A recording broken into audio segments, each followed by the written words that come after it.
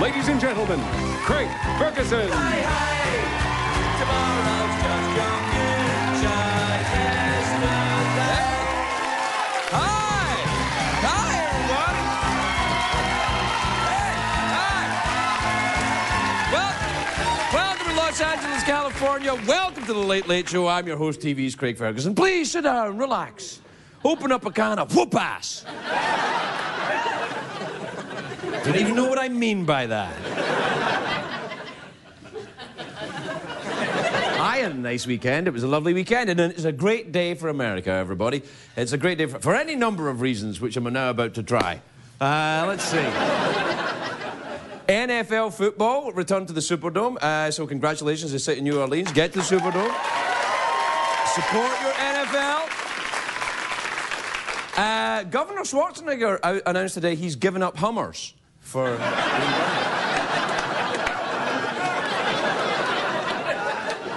So that'll help the global warming. And George Michael is back on tour. I don't think he's given up Hummers. And what? He likes the Hummers. Of course, the big news is, you see this? Oh, this is amazing. Here's one. We'll go with this. Do you know what? The big news is Osama bin Laden might be dead. Yeah, did you hear that? It was in a... Wait. No, you don't know. I mean, anyway, there were rumours over the weekend that Osama died of typhoid. And I heard that. I was like, I was in the... I was out doing some work in the backyard, glistening. And I hear it on the radio. And I said, he died of typhoid. And I didn't hear it right. I thought, Thai food? He died of Thai food? Like, do you have a Thai restaurant in Tora Bora? This is hardly in hiding. The guy's like, what do you fancy tonight? Thai or Italian? I don't know. Anyway, it's just a rumour. That's why I'm saying don't clap yet, because we don't know. It's just a rumour. The same thing happened in the 70s. Remember when they said Elvis had died? Rubbish. Rubbish! He was working at a 7-Eleven in Albuquerque or something. I actually don't believe that Osama bin Laden is dead. Because you look at Audrey Hepburn, right? Who has been dead for years, and she's in these new Gap ads. She's all over the place. So, following that logic, I will not believe Osama is dead until I see him in a Gap ad. Then I'll know he's dead. Then we'll know. Let's see him. People would love that. Oh, yes, I love these relaxed fit cargo pants. They're the bomb. These really make me handsome. Actually, so apparently he got typhoid, which I didn't know typhoid was still around. I'm sure it's not, but I didn't know. I thought it was kind of like, because I Googled it today anyway. Apparently in the early 1900s, there was a young woman who infected a lot of people with typhoid, but she never got it herself. She was called Typhoid Mary, and she infected everybody with typhoid. Times have changed now, of course. She would be called today Herpes Paris, but they would be... I'm trying to give you a history lesson. Sorry. I don't know, honestly, I didn't know that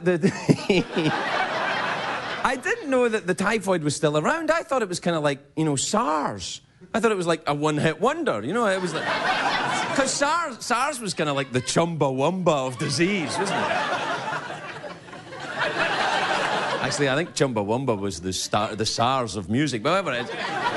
SARS apparently started in Southeast Asia. Or Asia somewhere, anyway. But I always thought it sounded like a pirate disease. SARS. Shiver me some timbers. I must have had the SARS. I've got the SARS. It must have been that weekend I spent in Orlando. Where I got the SARS.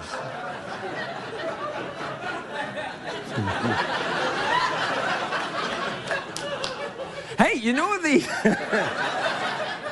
know the disease that everyone gets still as a rite of passage hasn't go away? Chicken pox. Everyone gets it. 'Cause I was hearing about this now. Parents today, if they hear that one kid has chicken pox, they have a chicken pox party. No, it's true. All the kids come so that their kids will get chicken pox so that they won't get it later on when it's dangerous.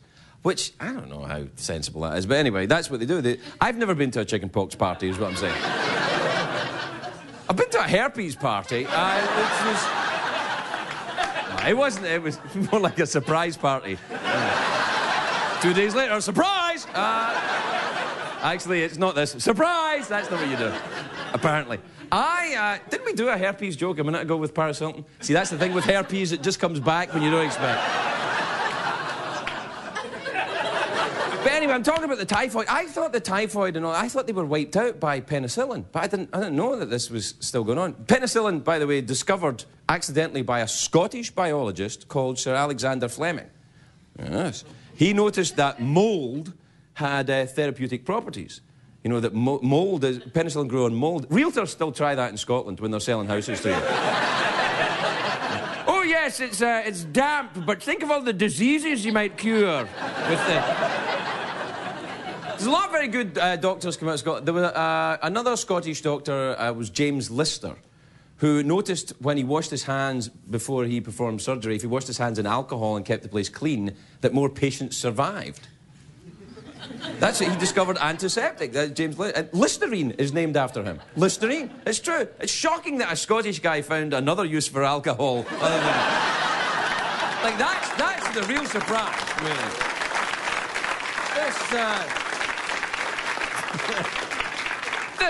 This whiskey has gone bad.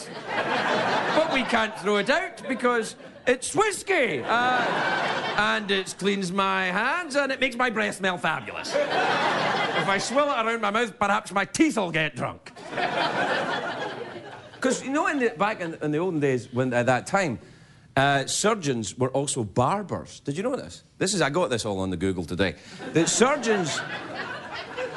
I've given up Hummers, I'm doing straight for the Google. That's what I do. But the barbers, surgeons and barbers used to be the same thing. Like, you know where the barber pole is red and white, right? You know why it's red and white? It's because the surgeons used to hang the bloody towel outside and the wind would knock it around to be a red and white. Isn't that interesting? Not funny, but it's interesting. But so you could get surgery and a haircut in the same place, which would be great. I have got a fabulous new look for you. I'm gonna give you bangs and cut your ass off. You're gonna look like Kate Moss, mister.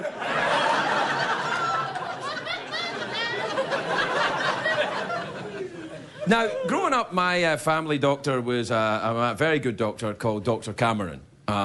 You probably know him. No, you don't. Dr. Cameron's very old school. He was a chain-smoking whiskey drinker. He didn't believe in these newfangled health things, all this exercise and vegetables. And he lived to be the ripe old age of 40. 40-ish. 33.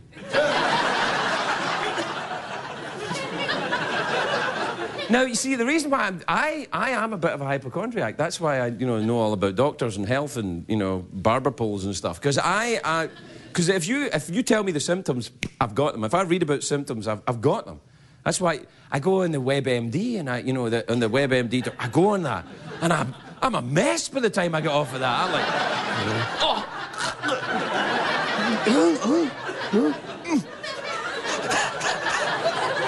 I'm like, lethargic? Irritable? Yes, who wants to know? Come on. Hungry oh my God, I'm pregnant. It happens. That happens to me. Beware. I love watching the doctors on the television because that's all the rage, isn't it? The Grey's Anatomy, that's popular.